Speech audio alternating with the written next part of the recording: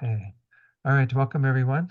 Happy to be back with all of you and going through this text that I've never taught on before, but I've always wanted to. And when I spoke to Eloise about it, she was excited about it as well. So I hope you enjoy it as much as I do. I'm looking forward to this course very much. So why don't we go ahead and start with some prayers? I'll put those up on the screen. We're going to begin with the praise to Shakyamuni Buddha that we generally do. We do this 3 times together. Actually, I don't know if we'll get to it tonight. I'm pretty sure we will. We're going to talk about some of the content of this prayer because it's mentioned in our text, the recollection of the Buddha.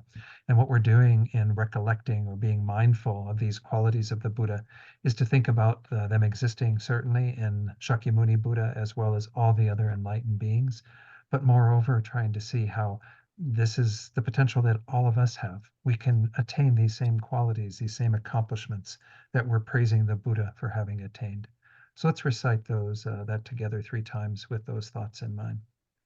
To the founder, the endowed transcendent destroyer, the one gone beyond, the foe destroyer, the completely perfected, fully awakened being, perfect in knowledge and in good conduct, Sugata, knower of the world, supreme guide of human beings to be tamed, teacher of gods and human beings, to you, the completely and fully awakened one, the endowed transcendent destroyer, the glorious conqueror, the subduer from the Shakya clan, I prostrate, make offerings, and go for refuge. To the founder, the endowed transcendent destroyer, the one gone beyond, the foe destroyer, the completely perfected, fully awakened being, perfect in knowledge and in good conduct, Sugata, knower of the world, supreme guide of human beings to be tamed, teacher of gods and human beings, to you, the completely and fully awakened one, the endowed transcendent destroyer, the glorious conqueror, the subduer from the Shakya clan, I prostrate, make offerings, and go for refuge. To the founder, the endowed transcendent destroyer, the one gone beyond, the foe destroyer, the completely perfected, fully awakened being, perfect in knowledge and in good conduct, Sugata, knower of the world, supreme guide of human beings to be tamed, teacher of gods and human beings, to you, the completely and fully awakened one, the endowed transcendent destroyer, the glorious conqueror, the subduer from the Shakya clan, I prostrate, make offerings, and go for refuge. Sorry, I think I didn't give Jana a chance to lead the prayers tonight. I'm sorry for having jumped right in here. Actually, if you would like to take over, Jana, you're welcome to for the next 2 prayers, the mandala offering and the refuge in bodhicitta. Is that to your liking, or do you want me to continue? That's totally fine. I can do it. Okay, great. Thank you. We'll do the short mandala offering once in English. This ground, anointed with perfume, strewn with flowers, adorned with Mount Meru, 4 continents, the sun and the moon. I imagine this is a Buddha field and offer it. May all living beings enjoy this pure land. Idam Guru Ratna Mandalakam Niryatayami. We'll do the refuge and bodhicitta prayer once in English, twice in Tibetan. I go for refuge until I am enlightened to the Buddha, the Dharma, and the Supreme Assembly. By the merits I create through listening to the Dharma, may I become a Buddha in order to benefit all sentient beings. Sangye chodang so ki chok nam la jang chu bardu dagni kyab suchi dagi chun yen gi pe sonam gi dro la penchir sangye drupar shog sangye chodang so ki chok nam la jang chu bardu dagni kyab suchi dagi chun yen gi pe sonam gi dro la penchir sangye Drupar Shog. All right, thank you, Jana. Sorry again, I just kind of jumped in because I'm used to leading the prayers in most of my teachings, but it's perfectly fine. I love having someone else do it. And so appreciate that. You can do the closing prayers as well for tonight. So let's do a short meditation. And I always like to have a chance for us to focus our minds a bit, and then together we'll set our motivation for this class. So just spend the first few minutes focusing on the breath, allowing the mind to calm somewhat. And every one of us has had things going on throughout our day, Perhaps some of those are still floating around in our minds, ruminating on them, perhaps. You want to be able to try to set those aside by focusing on the breath. And just try to keep your awareness with the breath, however you choose to work with the breath. And whenever the mind wanders, see that it has done that and bring the mind gently back to the breath. So let's just do this in silence for a few minutes, and then I'll come in and I'll lead you in a short reflection to set our motivation together.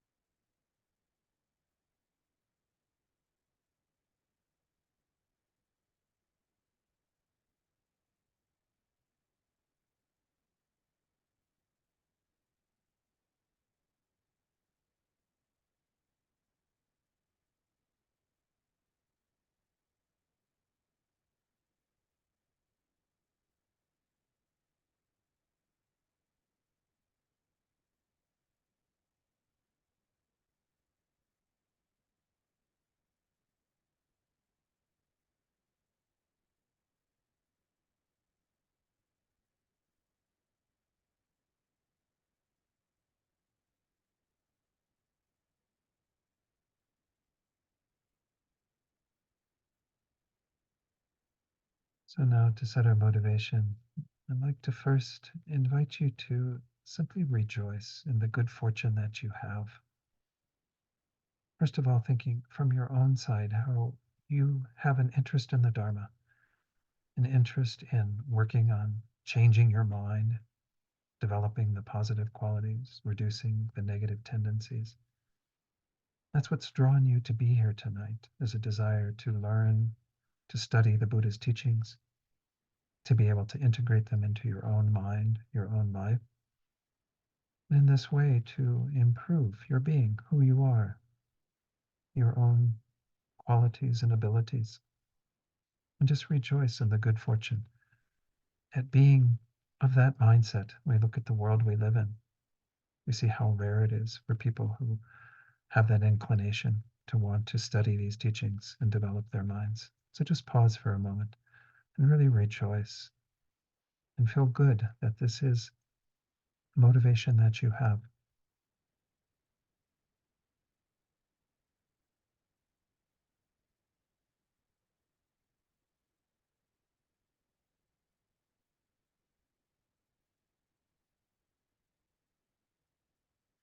And we also need to think about finding joy in the circumstances that we are currently in, while we ourselves have this desire, this inclination towards the Dharma. We also have the external factors, all of these amazing teachings that exist in our world, as well as the Dharma centers like Siddhigarbha Dharma Center and Taos, as well as all the other network of centers in the FPMT and beyond. All of these various things that have been established so that we and others can study the Dharma, practice the Dharma together. And of course, all the other causes and conditions that have led to these centers being here. Lama Yeshe and Lama Zopa having founded the FPMT some time ago. And of course, their teachers and the teachers of those teachers and the entire lineage that goes back to Shakyamuni Buddha, who we still benefit from in this very day. All the causes and conditions have come together for us to have that external side, the internal of having our own inclination towards the Dharma, but also the external, the means, the opportunity to study the Dharma in this way. So again, pause here and really rejoice that you're living at a time when these two things have come together, the confluence of these two factors.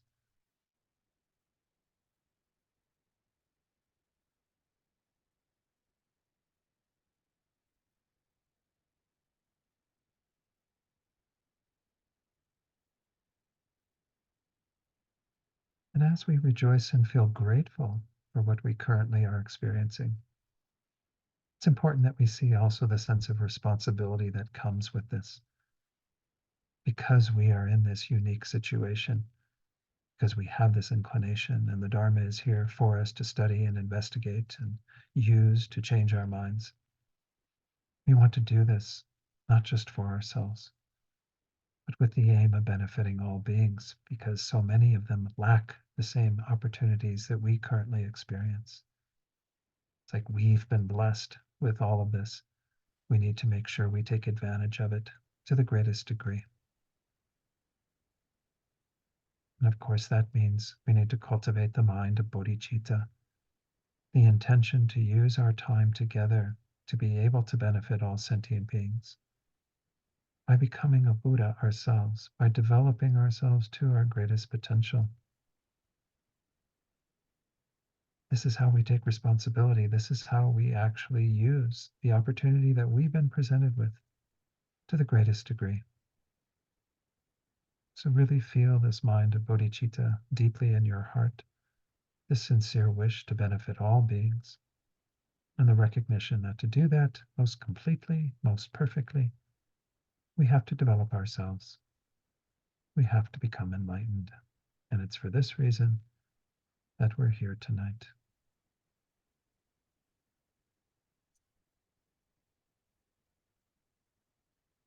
And when you're ready, you can open your eyes fully and we'll begin. Okay, wonderful. Again, good to be with all of you and be able to share these teachings. Let me just do a little bit of an introduction to what we're going to be looking at. I have put together some slides. And this text is a little bit unusual. It's not quite the same as some of the texts that perhaps you've studied before with me or with other teachers. Um, kind of predates a lot of the texts that we've studied in the past. But this is, again, how I've labeled this course, merely labeled Practical Advice for Training Your Mind. Nagarjuna's letter to a friend. And by the way, on the right-hand side of the screen there is the recently published book of commentary by Geshe Lundap Zopa. Geshe Zopa was one of Lama Zopa's teachers and very wonderful teacher, lived up in Madison, Wisconsin most of his time and taught amazing teachings, and they've been collecting them gradually. Many of you are familiar with his teachings on the Lam Rim Chenmo, the great treatise of Lama Tsongkhapa's. Anyway, so this is what we are studying, is this particular text. So the preliminary topics that I want to review with you first tonight before we get into the text is, oops, I should say Nagarjuna, not Nagarjuna. I don't know how that got through my editing, but it's Nagarjuna. So Nagarjuna, we'll talk about him first since he's the author of our text, and then talk about Venerable Rendawa, who is the author of the commentary we're going to be using. I'll do a little introduction to that text and commentary and then talk a bit about the structure of it as well. So we have some idea of the structure because again, it is a little unusual. It's not the usual structure that we see in regard to some of the Lam-Rim texts. So again, Nagarjuna, his dates are very spurious. He is generally, they say, 1st to 2nd century of the Common Era, some uh, 500-600 years after the time of the Buddha. Um, but it's in some accounts they say that he lived as long as 600 years. And again, there's a lot of mythology around Nagarjuna, but he's renowned as being prophesied by the Buddha to come and to explicate, to explain, particularly the next point, the Prajnaparamita Sutras. Let me take it off screen for just a moment while I talk about these. Of course, during the time of the Buddha, he gave discourses over 45 years. So what the Buddha taught was not written down at the time. They say that it was mainly retained through very deep concentrative skills that allow one to have retention of the words of the Buddha. So many of these great masters who lived at the time of the Buddha would then be able to recount by word everything the Buddha said, and they would recount that to their disciples and so on. And it wasn't for a century or two after the Buddha's passing that things finally began to be written down. The first corpus of the Buddhist teachings that were disseminated more widely were in the Pali language. And the Pali scriptures tended to move down into kind of the Southeast Asia, that whole region, Indonesia, what is Cambodia now, Burma, now Myanmar, Thailand, that whole region was primarily the dissemination of the Pali canon. And that's where many of the practitioners that are still there in the Theravadan tradition still use the Pali Canon as the main source for their practice and their, examination of the Buddha's teachings. At the same time, there were also many of the scriptures being written down in Sanskrit that have come to be known as the Mahayana scriptures.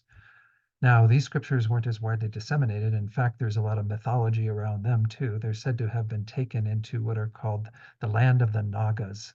The Nagas are these sort of serpent-like beings. They technically belong to the class of animals, but they have better fortune than many animals and have some level of intelligence. And they were kind of the keepers of these Mahayana scriptures, particularly what has come to be known again as the Prajnaparamita, the perfection of wisdom sutras. And Nagarjuna didn't have that name originally. He actually went down to the land of the Nagas to retrieve this. I'm going to share a little story from one of the books that's on your list, the reading list that Sarah sent out today, called Golden Zephyr. I don't recommend it highly because it's a bit archaic in some of the language and what have you. But in reading from this, he says Nagarjuna was born in southern India to a Brahmin family. At an early age, he traveled to Nalanda Monastery. Many of you have heard of Nalanda. His Holiness the Dalai Lama often speaks about how the Tibetan tradition is the Nalanda tradition. It comes from that monastery and those teachings. And Nagarjuna was certainly one of the main people that furthered the renown of Nalanda Monastery. This is again the famous seat of Buddhist learning, Nalanda. There, under the guidance of Saraha, he was ordained and given the name Sriman. And this is actually the name that he was prophesied by in the Buddha's teachings, so that there would be a monk named Sriman who would be kind of the disseminator of the Sanskrit sutras, the Mahayana sutras. So one day, Sriman encountered a monk named Samkara, a renowned logician who refuted anyone who chanced to dispute with him. During the discussions which ensued, two small children happened to be listening, and after Shriman's victory, the children disappeared into the earth. On their invitation, Shriman followed and entered the region of the Nagas, these serpent kings. There he gave a discourse on the Dharma and received the Prajnaparamita Sutras. He was henceforth called Nagarjuna. According to tradition, Shakyamuni Buddha taught to man the exoteric doctrines, teaching at the same time a deeper doctrine, which was first preserved by the Nagas and then brought to earth by Nagarjuna. His name thus means he who has secured power, Arjuna, from the Nagas. So this is the name that he's come to be known as, even though his original ordained name was Sriman. Nagarjuna became celebrated as one of the four sons of the world, is counted as the 16th of the 84 Mahasiddhas, and the supreme leader of the six ornaments of India. Anyway, just a little sharing of a story about Nagarjuna and how he came to have that name. The Prajnaparamita Sutras are renowned as the second turning of the wheel of Dharma of the Buddha. When he first began teaching, he was primarily focusing on the Four Noble Truths and all of the things that followed from that. We will touch on the Four Noble Truths as part of this text. In the second wheel turning, he taught more deeply the doctrine of shunyata, of emptiness. And this is actually what Nagarjuna is renowned for, is having explicated upon the wisdom teachings that the Buddha gave. One of the main texts that he taught is called Fundamental Treatise on the Middle Way, or sometimes shortened to Fundamental Wisdom. And this is a 27 chapter number of verses that go into exploring emptiness and that very profound concept. In our text that we're going to be studying, emptiness isn't as central, certainly, as what these philosophical texts that Nagarjuna composed. This text tends to be a bit more focused on conduct, on behavior, but yet we will see some teachings on emptiness as we go through it. So let me go back to my slides to kind of get us back into where we were going with my little outline. He became, due to having expounded upon the Prajnaparamita Sutras, what's called the charioteer, the kind of person who initially draws the track of or the way of the Mahayana, the Madhyamika. The Madhyamika is one of the two Mahayana schools, together with Chitta the mind-only school. But this is the one that came to be known as the final word of the Buddha. Madhyamika is usually translated as the middle way, and we'll discuss that a little bit more later when we get to the topic of emptiness as it's presented here, why this is called the middle way and so on. He's also renowned as the composer of what have come to be known as the six middle way treatises. I won't go into all of those, but again, fundamental wisdom is the main one. He also expounded through 60 verses of reasoning and so on, and 70 verses on emptiness, all these various topics that really are the bedrock of the philosophical branch of Buddhism known as the middle way. To go on to a little bit more about him, his works actually, this is according to Geshe Sopa. According to the Tibetan tradition, they can be summarized into three categories. A collection of works of formal philosophy, which would include those six texts that I just mentioned in brief.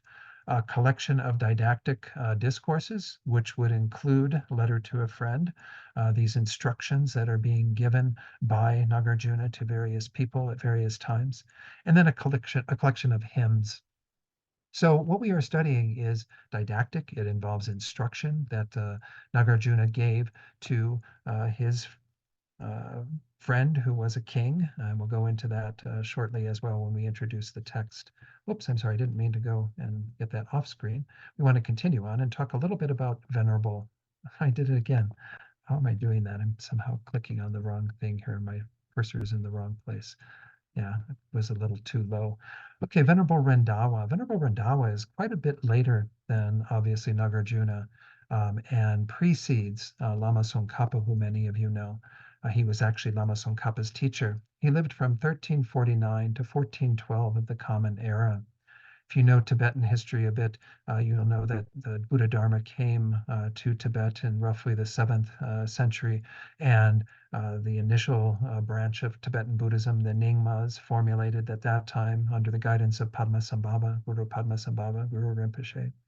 Around the turn of the millennium came the Kagyu tradition, great masters such as Gampopa and Naropa and Milarepa. And then about 100 years later, the Sakya tradition. He was a great master of the Sakya tradition, the third of the four traditions to formulate in Tibet. He studied the texts of Nagarjuna extensively. So he came to be very well known in regard to his knowledge of Nagarjuna's discourses, his treatises that he wrote on the Buddha's sutras. He is renowned himself, as I said earlier, the teacher of Lama Tsongkhapa. Lama Tsongkhapa, of course, was the founder of the Gelug tradition, which is the last of the four Tibetan Buddhist traditions to be developed. Lama Tsongkhapa himself lived from 1357 to 1419. So he didn't live that much longer, 1417, I believe. He didn't live that much longer than Rendawa. But he was, again, as we know from our own studies, an amazing scholar. Let's talk a little bit about the text and the commentary that we're going to be using. The text again was composed by Nagarjuna for, and there's different names for this king, and I'm not really sure why. He has a bunch of different Sanskrit names. King Gautamiputra, Satavahana, Udayibhadra, and there are a couple more that are in the text that we don't need to necessarily know. But this was a king who lived at the time of Nagarjuna and had obviously the duties of a king, and so he had many more things that he needed to be involved in rather than dedicating his life to the practice and study of Dharma. So these 123 verses in this text are intended as instruction on how to practice Dharma in daily life, the things to really focus on, given that many of us are lay practitioners, householders. I'm hoping that this text will be of some benefit in that regard. And then, as I had alluded to a bit earlier, it's an unusual structure compared to the Lam Rim or other treatises. I talk a little bit about the Lam Rim. I think almost everyone here is familiar with it. But again, the Lam Rim was developed by Lama Atisha, who came to Tibet about 1,000 years ago, and he formulated the basic structure. But it was really Lama Tsongkhapa, who came after Randawa, and certainly this is all well after Nagarjuna, that explained these three levels of gradual development of our minds. Again, the very first level of teachings for the person who is capable of at least letting go of their attachment to this life and looking to future lives, looking to how do I actually procure a good rebirth so that I can continue my spiritual development and not be in a suffering state. The second level of the Lam Rim, of course, is where we look at the bigger picture. And in terms of an individual, we come to understand how we are trapped in samsara, the cycle of existence, and how we desire, through developing a mind that renounces samsara, to obtain the state of peace, nirvana, this state of liberation that every one of us can attain and that the Buddha gave extensive instructions on. The Pali Canon primarily deals with how to achieve that goal, as well as the goal of a good rebirth that was just discussed. But the higher goal, the goal of the greatest level, the third level of the Lam Rim, is the goal of complete enlightenment, is Buddhahood. And of course, this is the main focus of the Sanskrit sutras, the Prajnaparamita and the other sutras that Nagarjuna retrieved from the land of the Nagas, that we have come to rely upon in the Tibetan Buddhist tradition, as well as the other Mahayana traditions, such as the Chan Buddhism in China and Zen Buddhism in Japan, and Korean Buddhism, Vietnamese Buddhism to some degree. Thich Nhat Hanh was a Mahayana practitioner. So again, this is where all of the teachings of the Buddha, then, everything in the Pali Canon as well as everything in the Sanskrit Canon, are all incorporated into the Lam Rim and seen as a way of gradually developing our minds. And most of the texts that we study in Tibetan Buddhism tend to have that structure, or else if they're focused on a part of that, they tend to be very much defined in terms of how the Lam Rim presents those topics. Because we're working with the text that predates the Lam Rim by 1,000 years, we're looking at a very different approach. Nagarjuna actually in this text tends to spend a bit more time on the first two levels of the Lam Rim and the teachings that support that, because those are perhaps a bit more conduct based.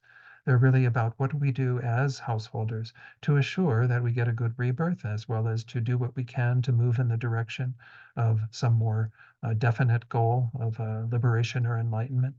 But it really is a kind of different approach. You're going to see that the structure of the text that I'll share with you in a moment has, it's hard to kind of correlate it entirely to the Lam Rim because of the way that it's presented. But nonetheless, I think it's going to be, again, of great value.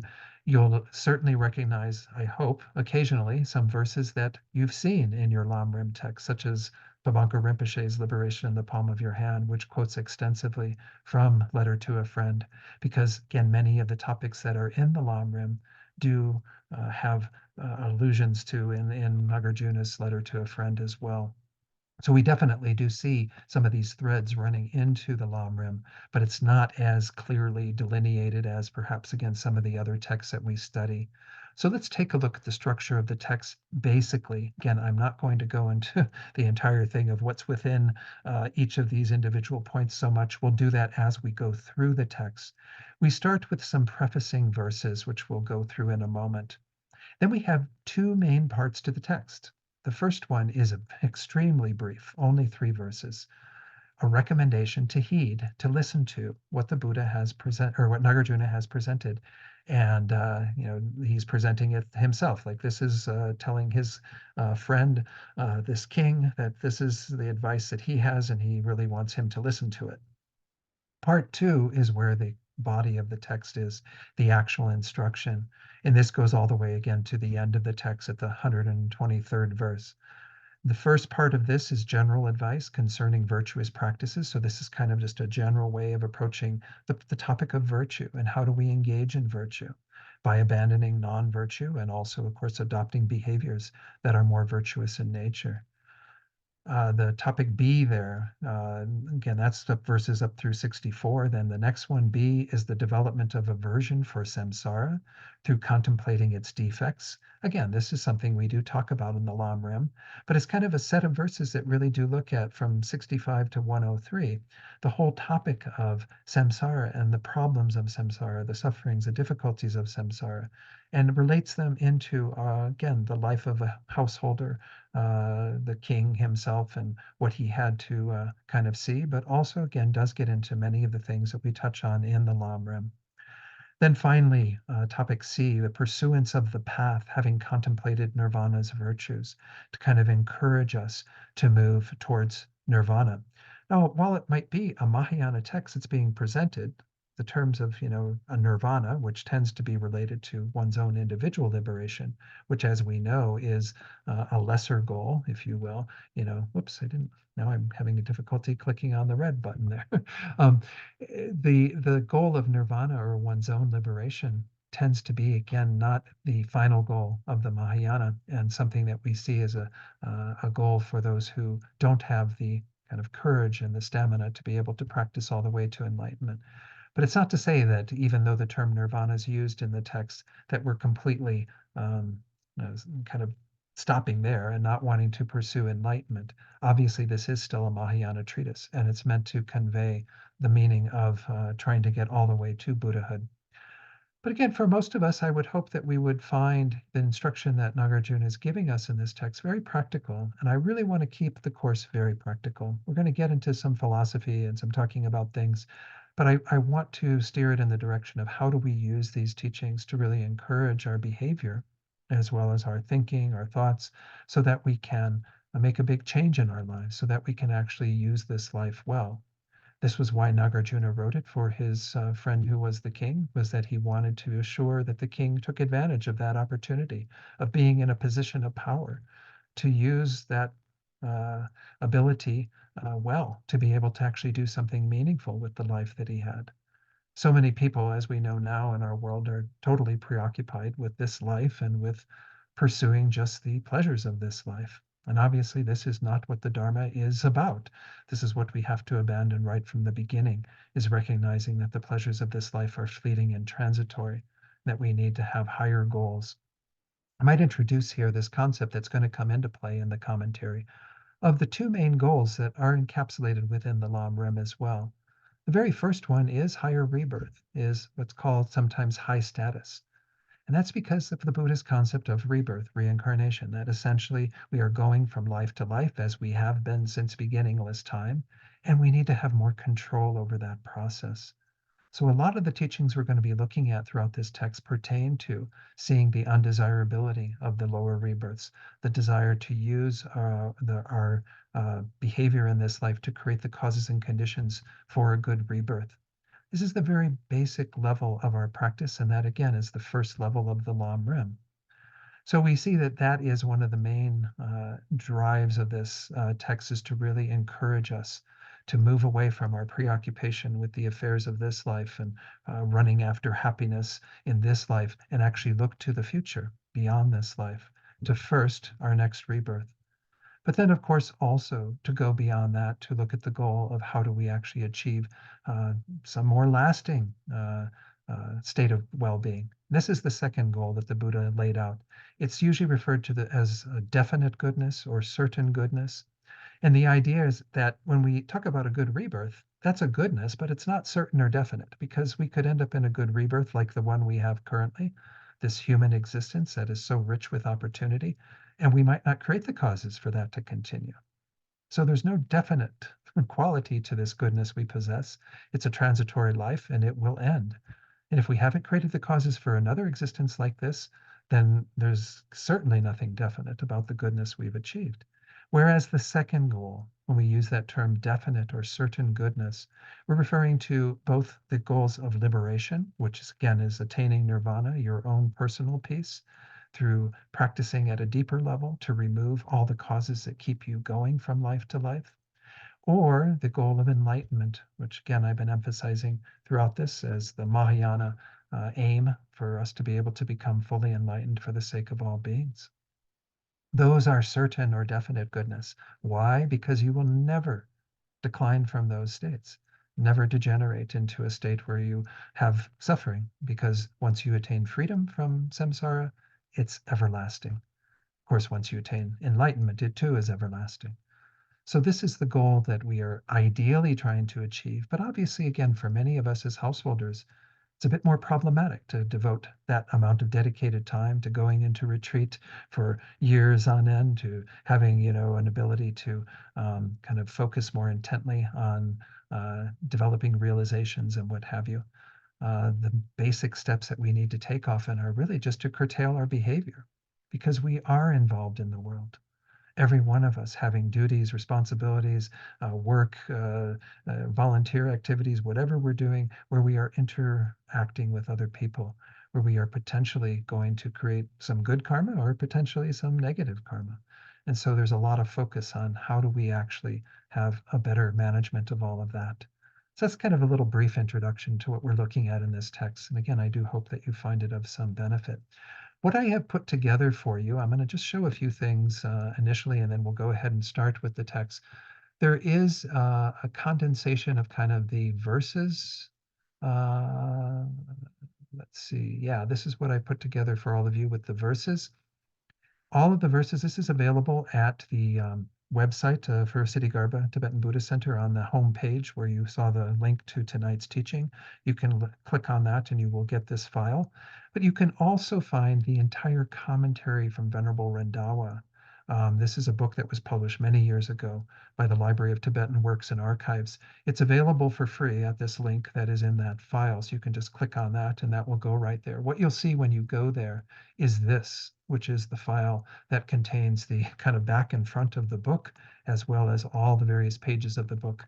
Now, seeing what's on the screen, you might go, oh my gosh, I'm never going to be able to read that on the screen while I'm showing this. That's why I have taken this and copied it over into a file that I'm going to be teaching from.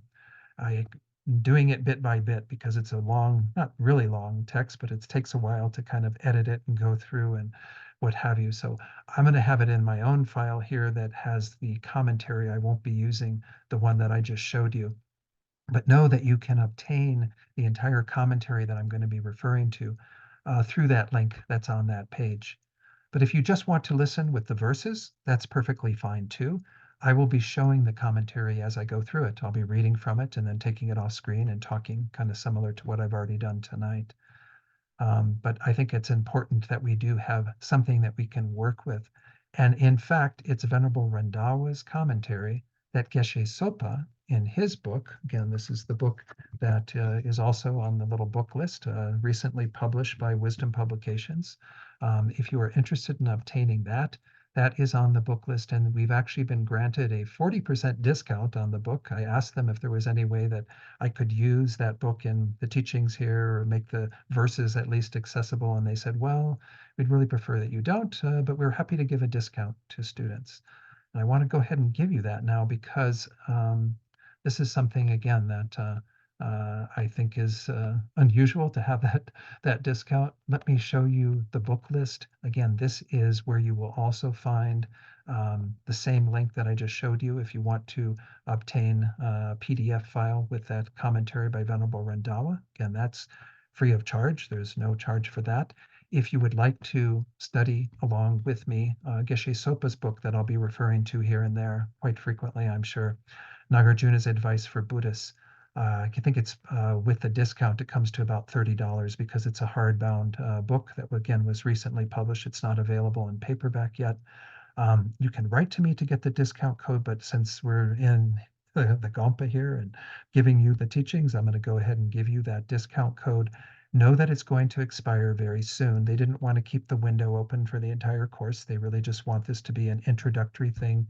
I'm making it available to you through their kindness if you would like to order from them. And I don't think there's that much of a shipping charge. It's like $4 or $5 if you want it shipped from them. If you order more copies, if you kind of put an order together, number of you, then you can certainly get it with a little less shipping per copy, but there will be a shipping charge. The code is Nagarjuna, capital N, and then lowercase for the rest of his name. Again, not as I spelled it on that slide, Nagarjuna, Nagarjuna, 40 for the 40%. If you put that code into the checkout before you pay for everything, it will reduce the cost by 40%. And it's a wonderful book. Geshe Sopa's teachings are really quite amazing. Most of you, again, are familiar with him. The other two commentaries that I've thrown on the list that you're welcome to look at, I probably won't refer to them very much, though. One of them is available on the internet. I found free of charge as well. Again, I don't think there's any negative karma in using things that are being offered free out there. But this first one is published by Snow Lion, and it's a translation by the Padmakara group. And they have a commentary by Kyabje Kangyo Rinpoche, who's a more contemporary Lama who passed away last century. And so uh, he wrote a commentary on this text. It's a slightly different structure in the way that he approaches it, though. So again, I probably won't use it quite that frequently. The other one is the book I showed you very briefly that I read the little bit about Nagarjuna and his history, Golden Zephyr. It's a much older commentary, also in kind of the Nyingma tradition, which is what the previous one was, the older tradition of Tibetan Buddhism. And you can still purchase it, but again, I'm not wild about it. It's okay. Kind of has some good points here and there. But anyway, that's just so you know. So those are the main things. Again, the reading list that you're certainly welcome to pursue. The first two, it's ideal if you have this in front of you, if you can follow along with the commentary. But again, I will be putting it on screen. And then the suggested or even highly recommended text by Geshe Sopa. Those are the two main things. So before I actually get into the text, let me just see if there's any questions, anything that I didn't cover in terms of kind of getting us into the ballpark of studying this text. Anyone? Yeah, Stella, please unmute yourself. And you need to unmute Stella. Stella, yeah, good. Yes. Okay. I was just wondering, the king that he actually, his friend Mhm. that he wrote it for, does he have anything to do with that, the Wheel of Life teachings? No, no, no. That was during the time of the Buddha. I know that it's a similar name, the Oh, okay. Udrayana, Okay. Yeah, but that's yeah, what I remembered about it. yeah. Yeah, because it was during the time of the Buddha as King Bimbisara and King Udrayana, these two kings that exchanged gifts, I guess. One of them gave a gift to the other, I think to Bimbisara to Udrayana, and then Udrayana asked the Buddha, "What should I give in return for this amazing gift that I've received?" And he said, "I want you to draw the wheel of life," and da da da da. Anyway, Oh, that's the story. Yeah. thank I think you. it's a similar name, maybe even identical name, but maybe these are all common names, from Right. India at the time. So, Oh, mhm. thank you. Sure, Stella. Anything else in terms of what we're going to be working with? Okay, then let's go forward. Again, we have these prefacing verses. I'm not going to spend a lot of time on these, but I do want to at least touch on them in terms of the text. Whoops, went down too far. So he begins by paying homage to the Buddha, well, to all Buddhas, obeisance to all the jhinas. Jhina is the term usually translated as conqueror of the 10 directions. The jhinas are all the Buddhas of the 10 directions. By the way, 10 directions, we hear this frequently. It's the 8 cardinal directions of, north, northeast, east, southeast, south, and so on, those 8 directions, but then also up, above, and below, down. So we're thinking about 10 directions, meaning everywhere, everywhere that there is space. All the Buddhas of the 10 directions, together with their sons and disciples. They often use this term sons for bodhisattvas. It's kind of unfortunate. It's based on the Indian tradition that's very patriarchal of the prince being the heir to the kingdom behind the king. But anyway, the idea is that these are the children of the Buddhas, the sons and daughters and the disciples of the Buddha that we are paying obeisance. That's a hard word to say. Then it says they're endowed with 1,000 white rays of pure activity. Munindra, another name for the Buddha, the holder of the hair, dispels the seething agony of beings tormented by the sun of the mental afflictions, just like a full autumn moon shedding 1,000 beams so cool, or Malaya breezes scented with the sweet fragrance of Hari sandalwood. Back up in that previous verse where it says holder of the hair, there's kind of like this idea of the Buddha and the Buddha's teachings being like the calming effects of the moon. Sometimes the moon in Tibetan Buddhism is called the rabbit bearer or the hair bearer. If you look at the moon and kind of see the shadow of the various markings on the moon from a distance, it looks a bit like a rabbit. You kind of have to use your imagination a little bit. But the idea is that the moon is renowned in India as being like the cooling influence. You have those hot, humid days, and then at night, the moon comes in and cools and pacifies everything. And so the moon often represents the goal that the Buddha is helping us to achieve, to pacify our own delusions and afflictions. So these first two verses, again, are just the way of Rendawa. Again, these are verses by Venerable Rendawa of him kind of praising the Buddha. His radiating even the smallest portion of refreshing beams, which are the merit of being free from desire, opens the Utpala flower with a pair of hovering bees for eyes and teeth of pistils so white, and instantly shuts the forest of lotuses that are the visages of celestial nymphs dispatched as emissaries by the arrogant demons. I bow to Manindra, the moon among teachers. So there's that reference to the Buddha being the moon. So these two verses continue the praise with some kind of poetic allusions there that I can't really speak to a whole lot. The Utpala flower, they often say that this flower is very rare, this sort of lotus flower that's called the Utpala. And its rarity, it kind of symbolizes the rarity of a Buddha coming into this world and giving us the Dharma teachings that the Buddha provided through the turning of the wheel of Dharma. Then we continue on. Again, I'm not going to spend a lot of time on these, just use this as a preface to our study. 1,000 winged adversaries, abiding on a solid mountain of extreme views, can surpass not even a slight measure of the blazing glory of the position he asserts. Now we're talking about Nagarjuna.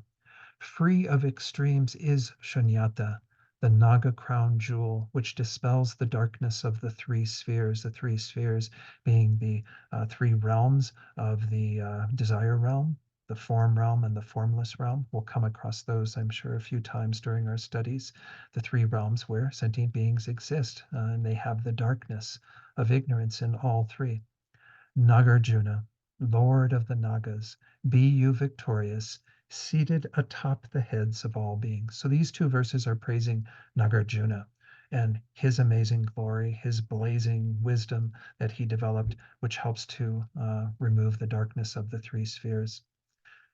And it says here, this is kind of his promise to compose in a sense. This is very frequent and familiar in many of the treatises. In response to urging from noble spiritual friends, I shall do my utmost to render explicit the following verses, which render advice to a venerable acquaintance and are, of Nagarjuna's writings, a treasure of excellent sayings. So it's a way of referring to what this text we're going to be studying. It's like a number of excellent sayings, each of these verses being worthy of deeper investigation and study because of the instructions that are within them. Then Randawa quotes the Lankavatara Sutra, which is one of the sutras in which Nagarjuna was prophesied. In that sutra, the Buddha states that the one who is to maintain the ways after the Sugata's nirvana shall appear when some time has passed. No, he shall be of great wisdom. In the southern region, in the land of palms, is to appear Bhikshu Shriman of great renown. He'll be called the Naga and will destroy the extremes of existence and non-existence. After expounding in the world my vehicle as the unexcelled Mahayana and achieving the stage of great joy, he will depart to Sukhavati paradise, a sort of realm of joy that is a pure land of the Buddhas and so on.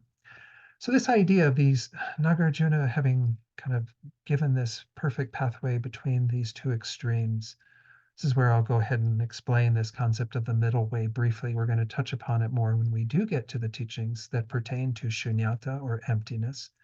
But we could say that there is an extreme that we are all falling into currently, which is the extreme of existence, meaning that we are clinging to things being kind of concrete and independently existing, things having their own identity, being established from their own side.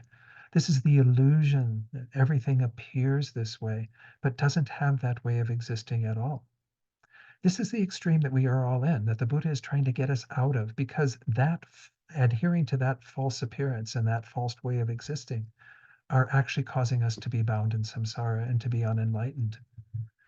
To move us away from that, he gives us the teachings on shunyata, but we can sometimes fall into the other extreme of non-existence, where we think that what the Buddha is saying then is that things don't exist at all, that this world, beings, karma, rebirth, everything, none of this exists. That's not what the Buddha is saying. He's not saying it actually is an illusion and has no existence whatsoever. Rather, he's saying it is like an illusion. It exists in a way different to the way that it appears. It actually exists very, very subtly, in a very, very slight way. And this is, again, what we'll get into when we do have the verses that pertain to emptiness. But Nagarjuna delineated this middle way, the Madhyamika, this perfect view that is the ground that is perfectly between these two extremes, that doesn't allow you to fall into either one. And one of the ways that he primarily did that is through the teachings on dependent arising, that things do arise, they do exist, so we don't fall into that extreme of non-existence, but they also exist in a very subtle way as dependent phenomena. They don't have any independent existence. They lack that in their entirety. There is not an atom of existing from its own side. Everything is highly dependent, dependent upon causes and conditions, dependent upon its parts. Whenever we talk about, it's a whole that has various parts. And then, of course, also dependent upon our mere designation, mere imputation of things. This is that, this is this, what have you. Again, we'll get into this more. I'm sure Geshe Tashi in some of his teachings when he was there these last few months touched on emptiness at least once or twice. So this is, again, a very profound topic, but I want to kind of, since it's introduced in the prefacing verses, just to, talk a little bit about how in that sutra, Nagarjuna is being prophesied as the person who will find this track, be the charioteer of this track that is this perfect middle way between these two extremes, allowing us to know the emptiness, the wisdom of emptiness in its most profound way. So let's carry on so we're not spending all night on the prefacing verses. So then Randawa continues. He says, he whose appearance was foretold in many sutras, the great Arya, Nagarjuna. Arya, by the way, is usually translated as superior. It means a being who's had direct insight into shunyata, who has seen emptiness directly, non-conceptually. He sent this letter, the Surleka, which is the Sanskrit name for this text, to his friend, King Udayibhadra. Again, this is one of the three names I put on the screen a while ago. In it are disclosed the unerring means for attaining the higher states, higher rebirth or high status. And in this text, it's called, in this translation by Artemis Engel and Geshe Tarchin, it's called Supreme Beatitude. Kind of a bit of a strange word, combination of words. Again, that's what I was calling definite goodness or certain goodness. Beatitude is, again, achieving a very beneficial state. Supreme beatitude would be those states of benefit that one achieves that are more lasting, more enduring, that are not indefinite like higher rebirths are. So again, we do have the full advice in this text about attaining both of those goals, everything that the Lam Rim teaches. But as I was saying earlier, we're going to mainly focus on How do we attain higher states? How do we make sure that we use this life at least to gain a good rebirth? Then the next, to continue, the text is to be understood as consisting essentially of two portions. Again, I showed you that on the screen, the two parts. The first three verses are a recommendation to heed the instruction that he's giving to the king, and then the instruction itself, which is the remainder of the poem. All right. So the recommendation to heed begins with verse 1. And again, these are the identical verses that you should have in the copy of the text that I've made available to everyone for use. Virtuous one, worthy by nature of the good, I've composed these noble rhymes to instill aspiration for merit derived from Sugata's teachings. It is a short piece which you should heed. Again, there's not so many verses to this. This isn't one of the longer texts that Nagarjuna wrote, though it's a little bit longer than some of them he wrote. But nonetheless, this is being given as advice to those who have already attained virtue, who are here being called the virtuous one, which is referring to his king, who obviously had great virtue to achieve that status. He's wanting that to be a means of creating aspiration for not using this life again to squander all of the good fortune we have, but rather to create merit from what the Buddha taught. So let's look at what the commentary says. That's kind of in a nutshell what that verse is saying. The king is addressed as virtuous one, worthy by nature of the good, so that he might heed the instruction, right? So he's acknowledging Nagarjuna from the beginning that he wants to kind of make some acknowledgement that the king does have a practice of virtue, or he wouldn't be in the position that he's currently in. His relying upon the instruction and making it a habitual practice would be a virtue, a worthy deed. The nature of such virtues is that of being a cause, right? So he's trying to encourage the king to adopt these causes of creating virtue so that he can have the effects of that virtue. This is again what we study when we talk about karma. Continuing with that fourth line down, by having formerly accumulated virtue roots, the king has now become a vessel fit for hearing the holy Dharma. Therefore, he is worthy of the good. The verse thus states in essence, by having previously accumulated virtue roots, O king, you have become a fit vessel for the holy Dharma, and hence you should give heed. In other words, pay attention because you've got this amazing opportunity that you've created. I'm going to give you now an incredible gift that you can use within this lifetime that you currently possess. Now, many of the commentaries, including Geshe Tsopa, say that we should take this as personal ourselves. Although we're not the king, we're not in that position of status, receiving the advice directly from Nagarjuna, but we can see ourselves in the same light. This is what I was doing a bit with the motivation tonight, right? We talked when I was leading you in the motivation to think about how you've had this confluence of these good conditions come together. Not only have you some interest and desire in developing yourselves spiritually, but all the external conditions are there for you to do that.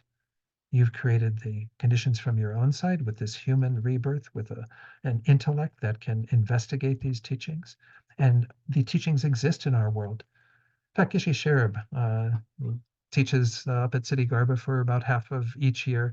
In one of his teachings, he talked about how frequently we talk about how we're living in kind of degenerate times. They talk about all these degenerations and how, in terms of Buddhist cosmology, we're sort of at a low point in regard to where human potential is and how we can use this life. But he says he sees it very differently.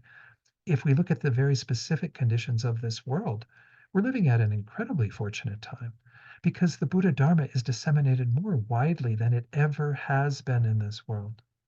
We think about it, my gosh, it was isolated to Asia for a good portion of the last, 2,000 years, roughly, even more than that. It only started to come into the West, within the last lifetime or two.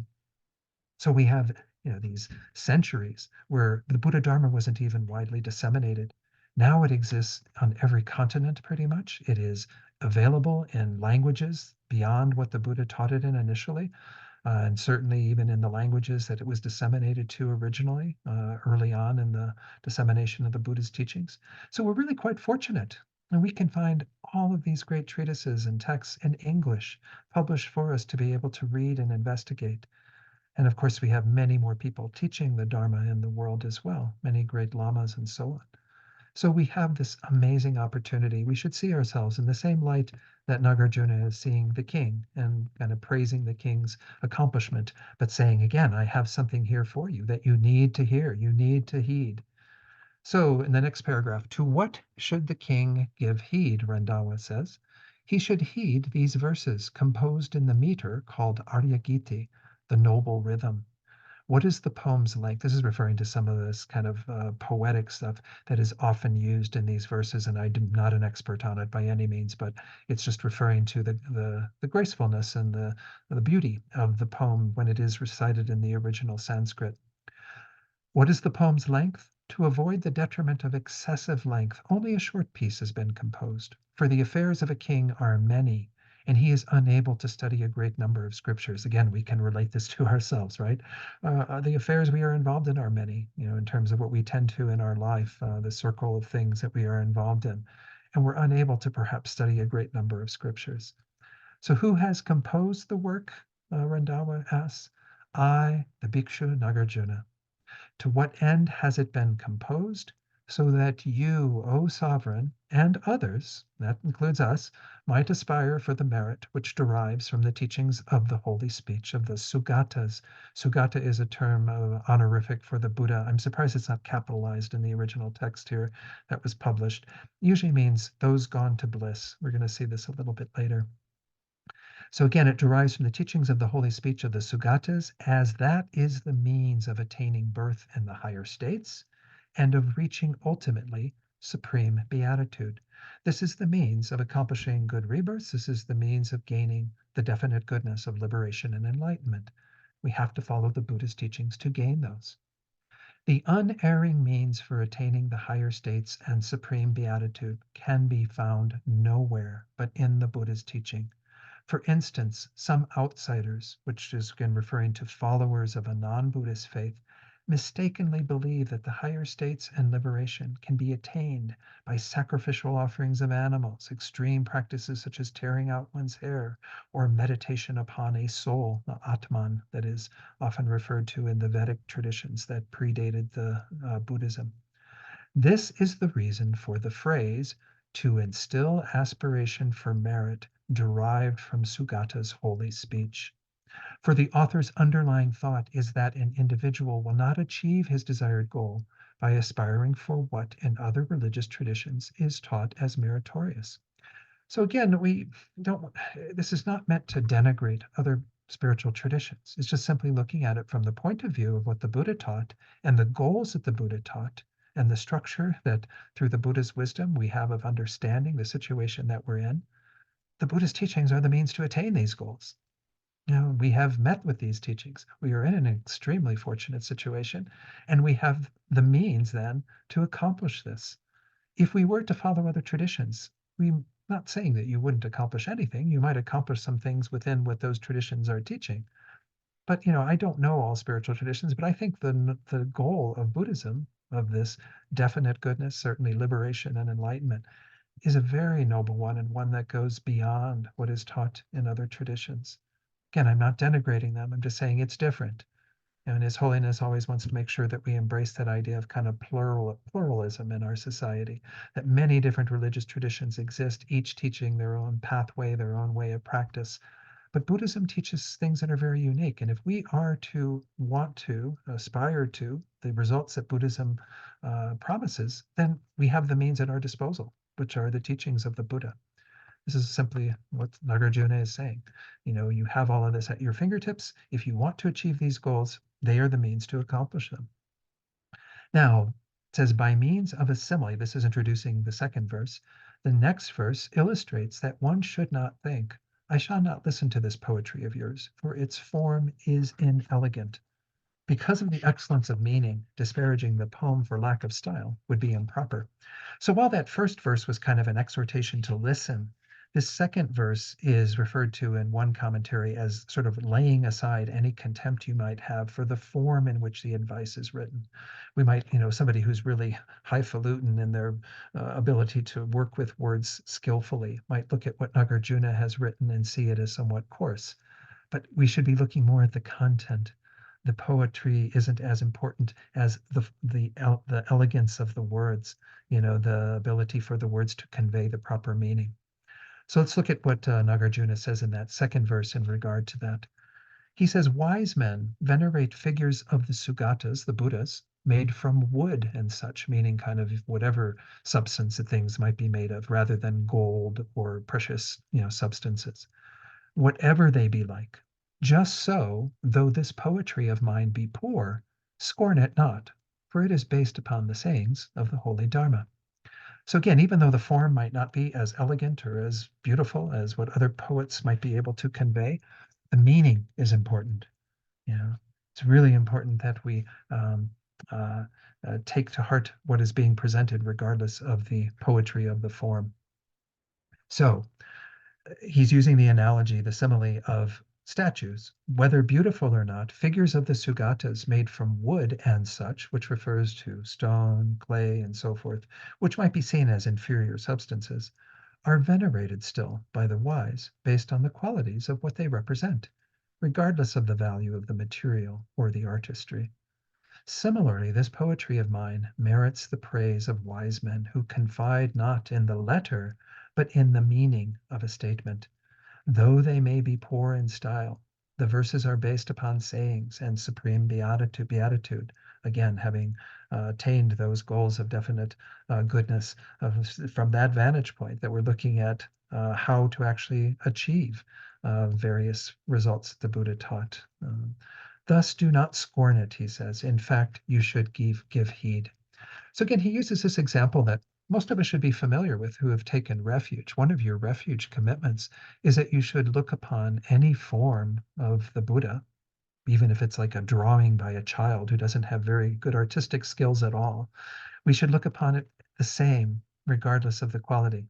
We should regard it as a figure representing what the Buddha is. And by virtue of that, we pay homage to it. We don't discard it or treat it poorly. And so, again, because statues could be made of a variety of substances, you could have a difference in what might be perceived as the quality of them in conventional terms. But they all are revered, they all are venerated by someone who has deep respect for what the Buddha represents. The Buddha represents the culmination of this entire path to enlightenment and all the qualities that can be there and the complete removal of all the faults. Remember, there's that wonderful word in Tibetan that we recited when Jana led us in the refuge prayer, the very first word, Sangye. Sangye means Buddha. In the Tibetan, they took the word Buddha, which is in Sanskrit referring to the awakened one, and they divided it into two concepts. Sang means to completely purify, Gye means to fully develop. This is what a Buddha represents, is the culmination of all of that practice that is involved in creating that result. Somebody who has both of those qualities, completely removed everything that in any way contaminates the mind, and having completely developed all of the positive qualities. This is what we have reverence for. This is what we are aspiring to achieve. So, in the same way that you would treat any drawing or statue of the Buddha with the same veneration that you would for the highest quality versus the lowest quality, we want to have the same regard for these teachings, to see that while they might not be presented in the most eloquent way, and again, I don't know Sanskrit to be able to know how eloquent the poetry is or not, nonetheless, the meaning is there, the essence of the teachings is there, and that's what where the quality is. The quality isn't meant to be in the artistry; it's meant to be in the actual meaning. Because again, these are what the Buddha himself has realized, Nagarjuna has realized through his practice, and so on. Now we have an introduction to the third verse. The following verse replies, also through simile, to the thought one may have that if the poetry is not elegant, then there's no need for me to heed this instruction, for I have listened to many of the Sugata scriptures in the past, and thus already know its meaning. This is kind of the laying aside any contempt we might have for the teaching based on its content by thinking, oh, we've heard these teachings before. We don't need to hear them again. Though there may be nothing new for you to learn, Venerable Randawa says, the poem should be heard to make more clear what you have already understood. And he has a beautiful analogy, Nagarjuna, for why the teachings are worth hearing again, even in this maybe coarser form of poetry. Though you may have even comprehended all the exquisite speech of the great Muni, of Buddha Shakyamuni, doesn't that which is made of chalk plaster, that is already very white, doesn't it become whiter still in the winter's moon's light? So in the light of this moon, something that is white appears even whiter due to the moonlight. That's the idea, is that there's something else that we can gain through this text, that even though we've seen the whiteness of the plaster before, perhaps it becomes clearer, perhaps it becomes brighter by virtue of studying this text. And that's Nagarjuna's hope, that we can actually gain more clarity in regard to these teachings through our study. So in commenting on that, Venerable Rendawa says, he is called Muni for having protected the three gateways from non-virtuous acts. The word Muni often is translated as kind of capable or able, the able one, completely able to protect the three gateways, the body, speech, and mind, from non-virtue.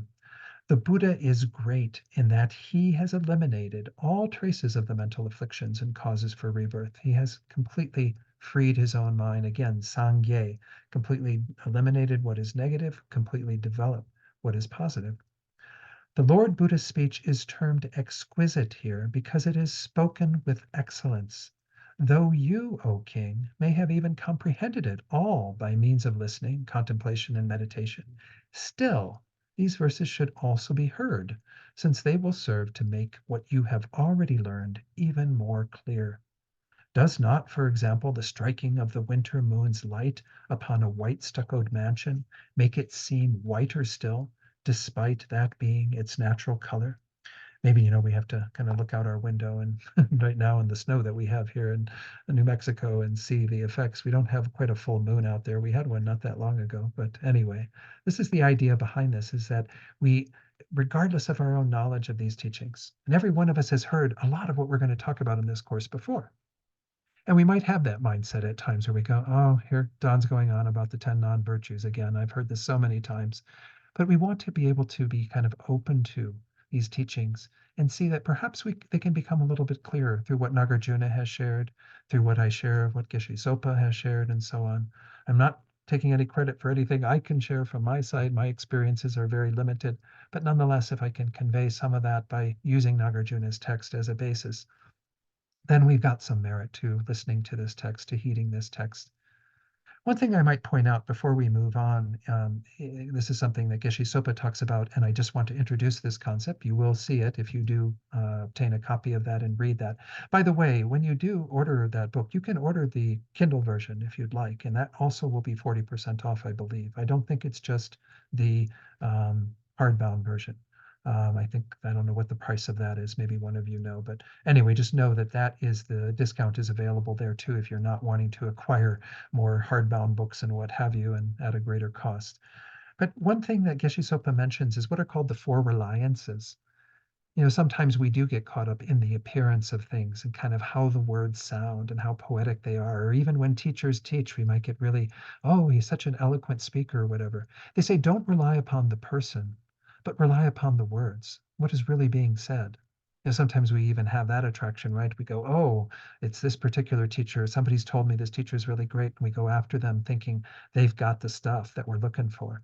But we're not relying upon the person. We're relying on what they actually say, the words that they say. So the teaching, the words are what we have to pay attention to rather than the person. That's the first reliance. The second reliance is when it comes down to what you are hearing, rely on the meaning of those words and not the actual words themselves. So again, whether the words are eloquent, artistic in nature, what have you, we want to make sure that we rely upon the meaning. What is it that Nagarjuna is really saying here? Again, we'll be going through the text with that aim, to really glean the meaning of what Nagarjuna is saying, not get so caught up in necessarily even the translator's translation, because there are a variety of translations of this text. The one that's done in the book by Geshe Sopa has differences at many times from what we are looking at in regard to the one that Artemis Engel and Geshe Tarchin prepared, that is the main one we're going to use. So again, what is the meaning? Rely upon the meaning. Don't rely upon just the superficial words. The third one gets into the teachings on what are called hermeneutics. Many of you might have heard this concept of hermeneutics. It means that certain things need to be interpreted. that a lot of what the Buddha taught was a bit more provisional. It wasn't actually getting at the more definitive meaning of things. And so we shouldn't rely upon the provisional meaning, something that is to be discarded at some point because there's a deeper meaning, but rely on that deeper meaning, rely on the definitive meaning, rely on what it is that the Buddha is actually driving us to understand. And of course, the deepest meaning are the teachings on emptiness, shunyata, to understand that while things do exist in a conventional manner, their ultimate nature is emptiness. So again, that's kind of getting into Buddhist hermeneutics of how do we actually discern what we need to rely upon at the deeper level. When the Buddha said certain things, did he mean for them to be taken literal? Like even in the Heart Sutra, which many of you have exposure to, when the Buddha says, no form, no feeling, no discrimination, was he saying that these things don't exist at all, which is what it sounds like?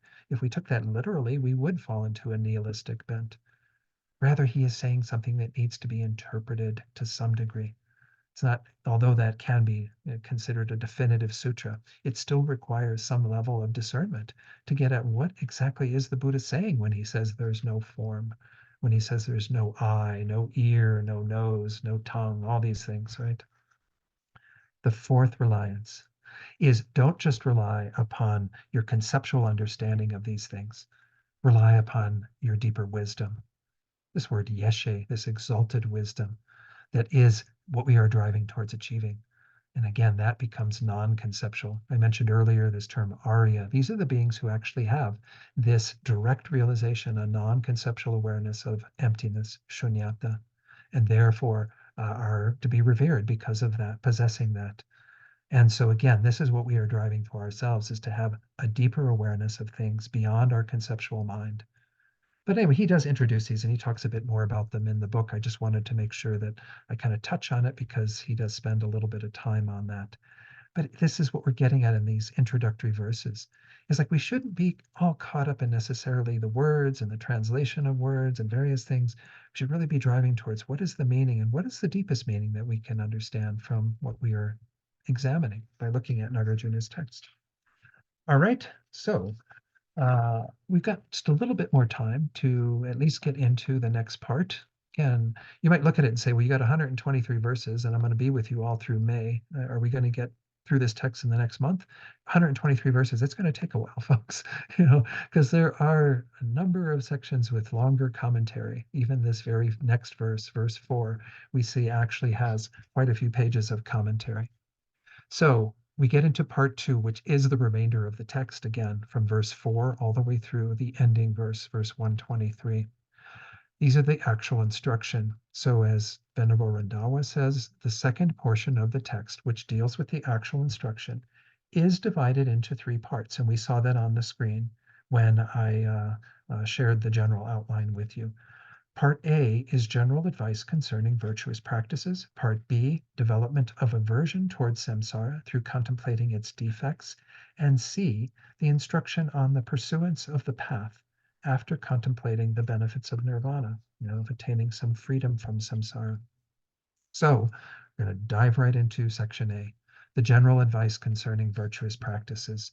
This division itself includes 3 chapters, of which the first is general advice for both householders, and how he's referring to ordained here as those who have departed the home life, those who have let go of the responsibilities and preoccupations of the householder's life, taken ordination, and are living the life of a monk or a nun. All right, so chapter 1, the general advice for both householders and those departed from the home life. There are also 3 sections to this chapter, of which the first is advice to maintain an abiding attitude of faith through the 6 remembrances. The following verse illustrates that faith towards the Buddha, etc., is the root of all virtue, and that one should constantly bring the 6 remembrances to mind in order to increase this faith. So this is just an introduction to verse 4. I'm going to take it off screen and probably, I don't know if I'll have time to go through this verse. I want to talk a little bit about faith. Because if we, use this term faith, which is often spelled out as relating more to theistic traditions, we need to define it perhaps a little differently when we talk about it in Buddhism. I found it a bit shocking. I teach on faith occasionally in Buddhism, and when you go to just a standard dictionary, it often refers to faith in a creator being. And of course, in Buddhism, there are no creator beings. This idea of a creator God is superfluous because everything is created in Buddhism through the force of karma, the karma of beings. The world that we inhabit is a product of our own karma. The bodies we have, everything that exists is a product of the actions we've done in the past. So when we talk about faith, we're obviously not talking about faith in that context of looking to a creator God, somebody who is responsible, some being or entity that's responsible for you being here. You're responsible for you being here, as Venerable Robina often points out, right? This is, your show, baby, as she might say. This is what we have created. So faith in this, orientation is more about the faith that we generate, particularly towards the teachings of the Buddha, though obviously there are many other things in Buddhism that require some level of faith. Faith is a mind that has three aspects to it. And Geshe Sopa does explain this a bit in his commentary as well. The very first one is often called clear faith, clarifying faith. It's the faith that we have when we're kind of newbies coming to the Buddhism and we start getting exposed to all these various concepts and we begin to develop some understanding of them. We understand who the three jewels are and what they represent, and we get a bit of an understanding of karma and all these things. It's probably the closest to what we would call blind faith in our tradition or in our world. Blind faith, though, really isn't quite the same here because we are gaining some clarity as to what the Buddha taught by virtue of already engaging in some level of study and reflection. By the way, earlier there was that mention of these three levels of wisdom.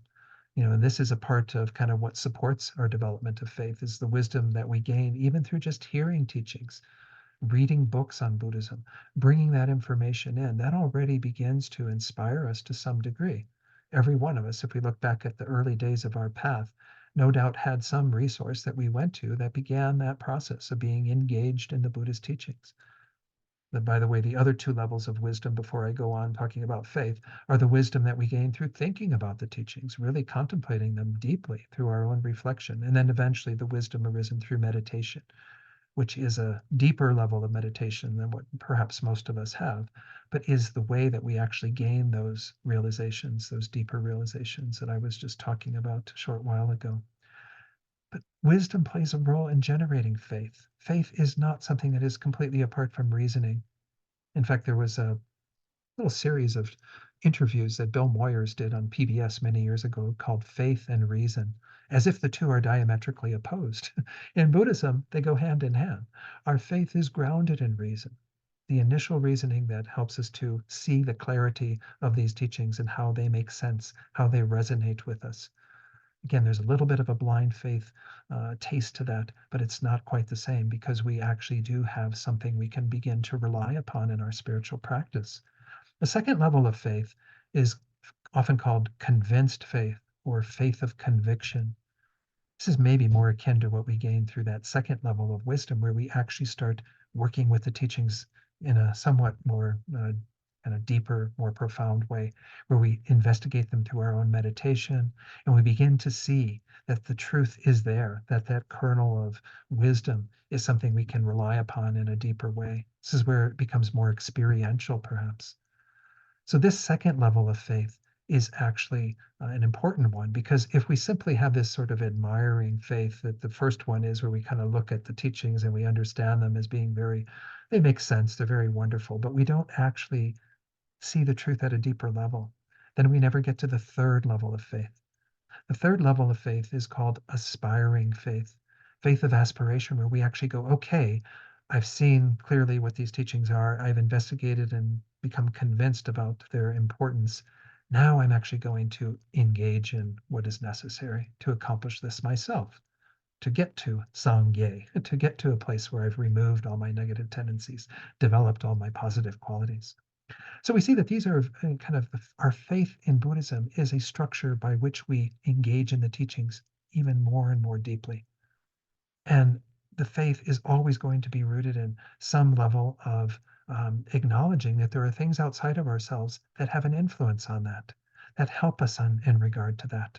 What we're going to look at in this verse next week, we'll start with this fourth verse, is this what are called the six remembrances or six recollections. Another way of looking at this are six things that we need to be mindful of every day. They include the three jewels, because the Buddha, Dharma, and Sangha are what we revolve around, especially the Dharma teachings that are so important to us.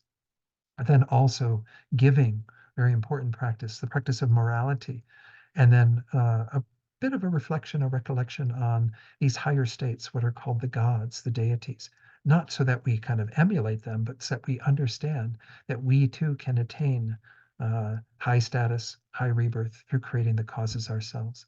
So this is what we're going to start with next week in terms of looking at the actual instruction that Nagarjuna is giving to us again on the practice of virtue in general. Maybe as sort of a little homework, if you want, you can examine to some degree your own kind of understanding of your faith in Buddhism. Every one of us is at a different point. And I found Buddhism about 30 years ago. Some of you in the Gompa here have found it even before I found Buddha Dharma. And examine those phases in your own life. There's actually a wonderful book by Sharon Salzberg called Faith, Trusting Your Deepest Experience that I really enjoyed when I read it, and I go back to it occasionally just to remind myself of some of the things she shared there. It's about her journey of faith and how she saw her own faith changing over time. You know, at the beginning, we're a bit bright-eyed and bushy-tailed around the Dharma, right? We're kind of, oh, I'm so excited, all these wonderful things that I'm getting exposed to, and this all makes so much sense. It's all so wonderful. And sometimes our faith can drop off from that because it takes a bit more work. It's not just admiring things from a distance. It's actually getting our hands dirty, actually doing the work that we need to examine our minds more deeply. And that's where our faith takes a different dimension, where we actually need to become more convinced, have a greater conviction in what the Buddha taught, a greater confidence. And then finally, that third level, where it feeds into how we are aspiring to achieve goals, to actually move in the direction of Buddhahood. So you might do a little investigation on your own just to assess where you're at with this. And certainly you can reflect on any of the other points that I've shared tonight. But next week and going forward, we'll be deeper into the actual instruction, deeper into the advice that Nagarjuna is giving us.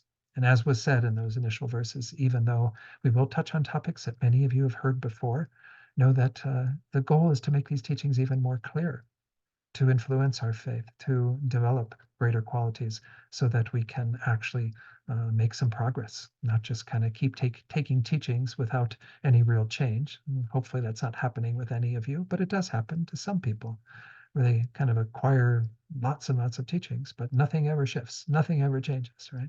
So final time for questions tonight, if there are any. Anyone who would like to, you can just put your little hand icon up on the screen through the reactions button at the bottom, or you can simply raise your hand if your camera is on, and I will see you waving your hand. Anyone? Yes, Nanda, looks like you might want to share something. No? Just putting your head up, hand up. Okay. Anyone else? Anything you'd like to share or question you'd like to ask?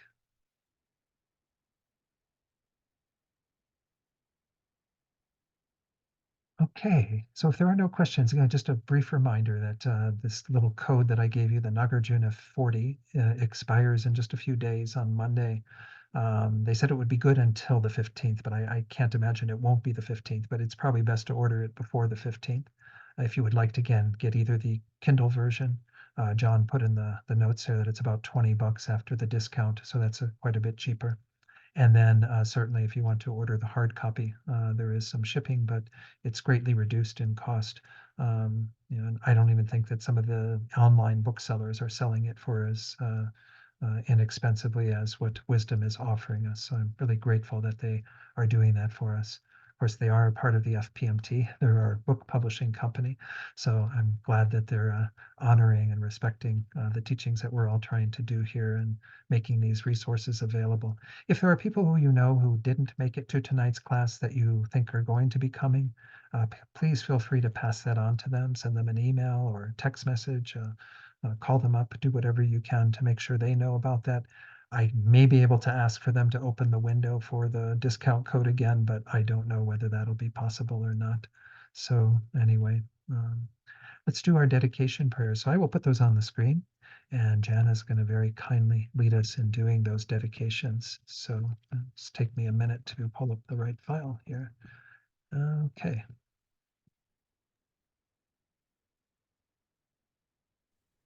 We'll dedicate the merit that we created by listening to this wonderful teaching.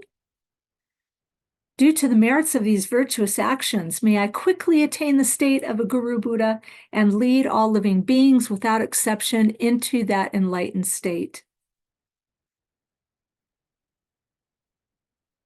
May the supreme jewel bodhicitta that has not arisen arise and grow, and may that which has arisen not diminish but increase more and more. We'll also recite the long life prayers for our teachers, beginning with His Holiness Dalai Lama. The wish-granting, wish-fulfilling jewel, source of every single benefit and happiness in this world, to the incomparably kind Tenzin Gyatso, I beseech, may all your holy wishes be spontaneously fulfilled. And I'll go forward actually to Lama Oslo's prayer. I don't have them in the right order here. Okay. So, whoops, one more. There we go. And then I'll go back up to the prayer for Rinpoche. Okay. And also for Oslhita, Lama Yeshe's reincarnation. Venerable One, to you whose kindness exceeds that of all the conquerors, for those wanderers in far-off places, especially the West, mindful of your loving concern for us and intentionally descending again into a family of a far distant land, we make this request, O Lama, please, please live long. And the prayer for the swift return of Lama Zopa Rinpoche.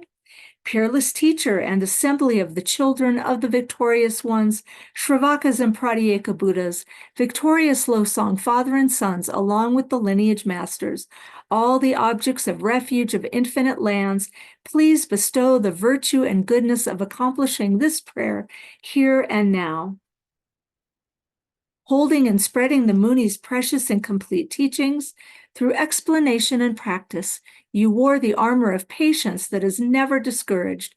Incomparable venerable Guru, to you I make request, while striving single-pointedly for the sake of the victorious one's teachings, the sole gateway through which all benefit and happiness emerge, and from other living beings, you suddenly departed to peace. What a great loss!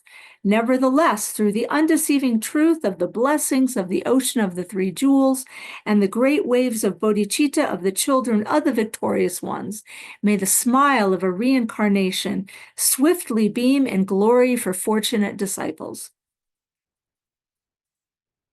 And then let's also just have some thoughts of dedication for those beings who we're holding in our hearts right now. Every one of us knows beings who have obstacles in their life or who are suffering from illness, perhaps even beings who we know who are dying or who have died recently.